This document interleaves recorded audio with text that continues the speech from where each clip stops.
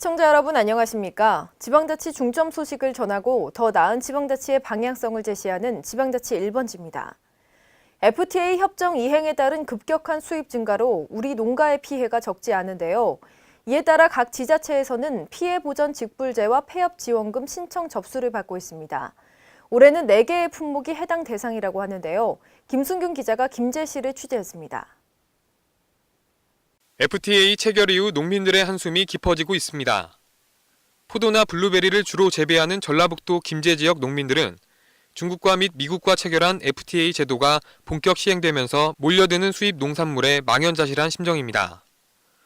특히 정부가 FTA 실행 이후 피해 농민들을 위한 대책 마련에 나섰지만 임시 방편일 뿐이라는 의견이 나오고 있습니다. 그전에 지금 보면은 이 직불금이 우리 농가한테 연양제로 한 대씩 주고 많은 것이 아니냐 그런 생각도 들어가요. 왜 그러면 별 직불금 나와도 그 작년에 나와서 봤지만 그 많은 그 덕을 못 보고 있는 상태거든요.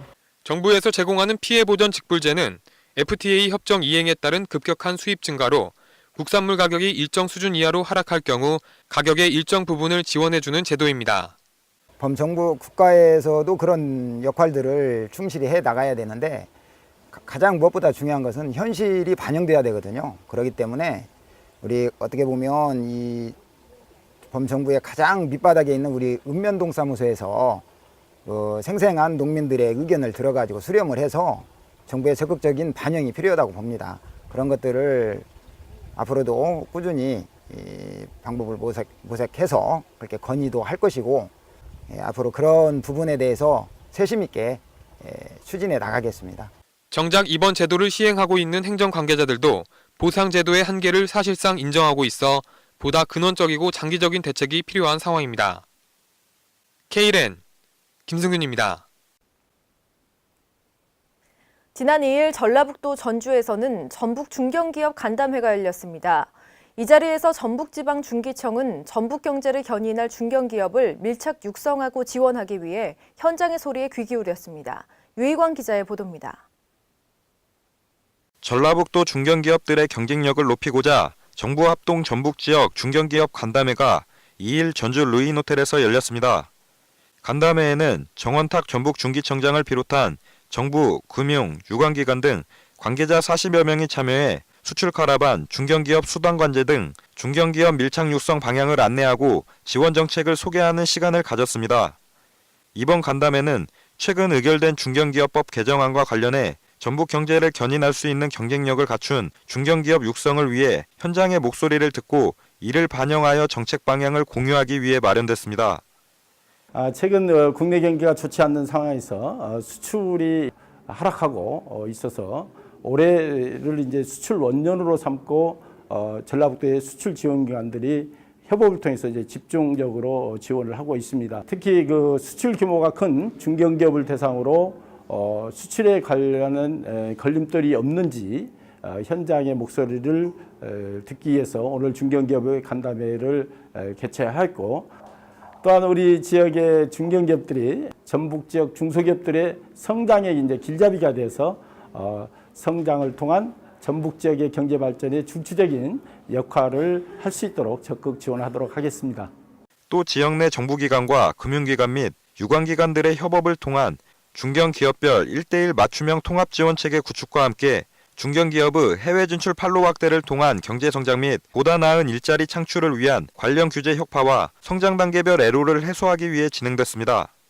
한편 이번 전북지역 중견기업 간담회를 통해 중견기업들의 애로사항을 청취함에 따라 중견기업들이 한 단계 더 성장할 수 있는 발판을 마련하는 데 이바지할 것으로 보고 있습니다. K랜 유희광입니다. 완주 테크노밸리 산업단지가 준공 1년여 만에 새로운 전북의 성장 기반으로 자리매김하고 있습니다. 활발한 투자 유치와 공장 가동으로 지역 경제에 활력을 불어넣고 있는데요. 김순균 기자의 보도입니다. 준공 1년 만에 분양을 완료한 완주 테크노밸리 산업단지가 활발한 기업 유치를 통해 지역 경제 활성화의 중심이자 전북의 새로운 성장 기반으로 자리매김하고 있습니다. 완주군에 따르면 완주 테크노밸리 산단은 총 사업비 약 1,400억 원을 투자해 봉도읍 일대의 40만 평 규모로 조성됐습니다. 테크노밸리 산단에 유치된 기업은 LS 엠트론, 다상기공, 아시아 등 60개로 주로 자동차, 금속 가공, 탄소 분야 등 첨단 산업이 중심을 이루고 있습니다. 이에 완주군은 지역경제 활성화 및 고용 창출을 담당할 테크노밸리 산단 2단계 사업을 군정의 최우선 과제로 추진할 예정입니다. 완주군 관계자는 산단 2단계 사업도 조속히 추진해 완주 테크노밸리 산단이 전북 제1의 첨단 산업으로 발전할 수 있도록 최선을 다하겠다라고 말했습니다.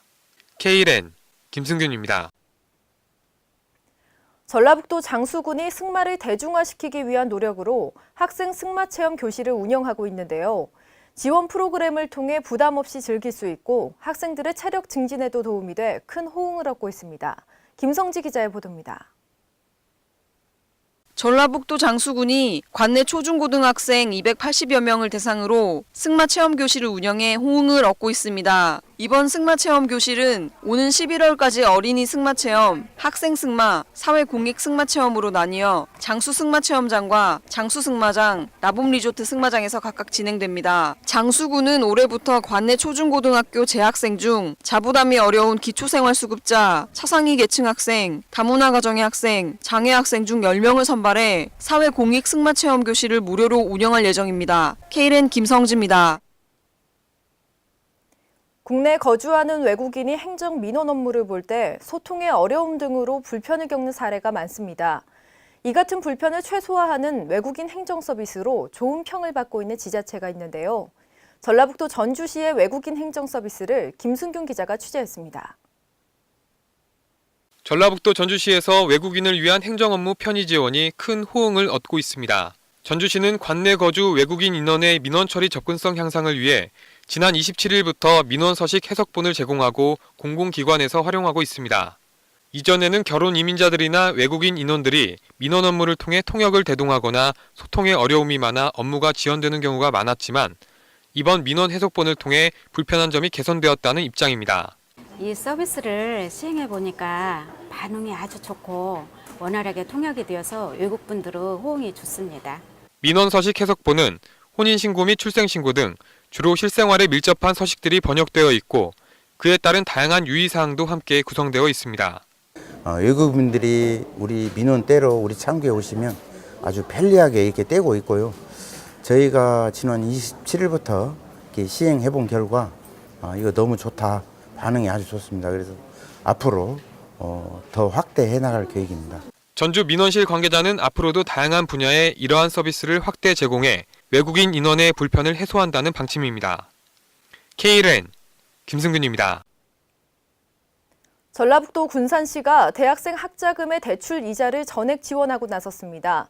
경제적 어려움을 겪고 있는 학생들의 학업 집중을 돕기 위해서인데요. 유희광 기자가 취재했습니다. 군산시 대학생 학자금 이자 지원에 관한 조례가 지난 20일 군산시 의회에서 의결되면서 올해 하반기부터 전라북도 군산시 소재 대학생들이 학자금 대출이자 전액을 지원받게 됩니다. 이번 의결된 조례는 학생들이 학업과 아르바이트를 병행하며 매학기 준비하기에는 비싼 대학 등록금과 이로 인한 학자금 대출로 학교 생활에 경제적 어려움을 겪고 있는 대학생들이 이자 부담을 한층 해소하고 균등한 고등교육 기회 보장으로 학업에 집중할 수 있도록 하기 위해 마련됐습니다. 우리 학생들이 재학 중에 조금이나마 정신적으로 이렇게 좀 부담이 되는 그런 이자 문제에 대해서 지원이 될 수 있으니까 많은 학생들이 참여해서 조금이라도 혜택을 봤으면 좋겠습니다.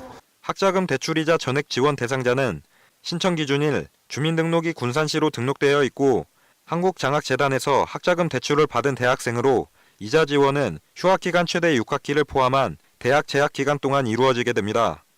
하반기부터 학자금 대출 이자 지원이 시작되는데 저희도 이제 신청을 해가지고 이제 지원을 받을 수 있게 되었는데 근데 그래서 그 시간 아르바이트 하는 시간을 이제 학업에 집중할 수 있는 시간으로 전환할 수 있게 되어서 좋을 것 같습니다. 이자 지원 사업과 관련해 소요되는 비용은 향후 추경 예산을 확보한 이후 군산시 학자금 이자 지원 심의위원회 심의를 거쳐 한국장학재단을 통해 지원 대상, 범위, 방법 등이 결정됩니다. 한편 학자금 대출 이자 지원 수혜 가능자는 지난해 기준 1000여 명에 달하는 것으로 파악됐으며 올해를 시작으로 오는 2020년까지 12총 2억 원을 들여 사업을 진행할 계획입니다. K랜 유희광입니다. 빠르게 변하는 현대사회 속에서 우리 고유의 전통 문화예술인 시조를 계승하는 사람들이 한자리에 모였습니다. 판소리의 고장인 전라북도 고창군에서 제14회 전국 시조 경창대회가 열렸습니다. 김성지 기자의 보도입니다. 3일 전라북도 고창군에서 제14회 전국 시조 경창대회가 열렸습니다.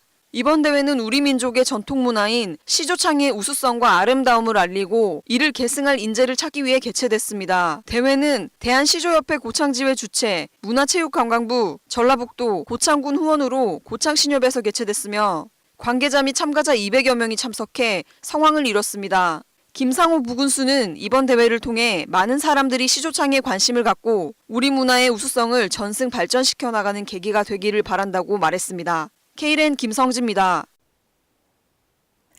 이르면 9월부터 그동안 저공해 차량으로 분류된 경유 차량에 주어지던 수도권 공영주차장 사용료 반값 할인과 혼잡 통행료 50% 감면 혜택이 사라질 것으로 보입니다.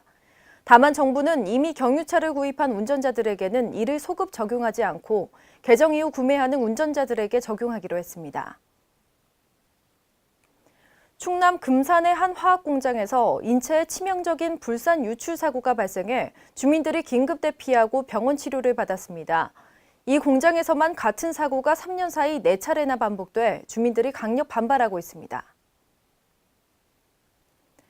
건물 경비원으로 일하던 80대 노인이 퇴근길 무단 횡단을 하다가 승용차 2대에 잇따라 치여 숨지는 사고가 발생했습니다. 경찰은 사고를 낸 운전자 2명을 도로교통법 위반 혐의로 입건한 뒤 정확한 사고 경위를 파악 중입니다. 이상으로 지방자치 1번지를 마칩니다. 시청해주신 여러분 고맙습니다.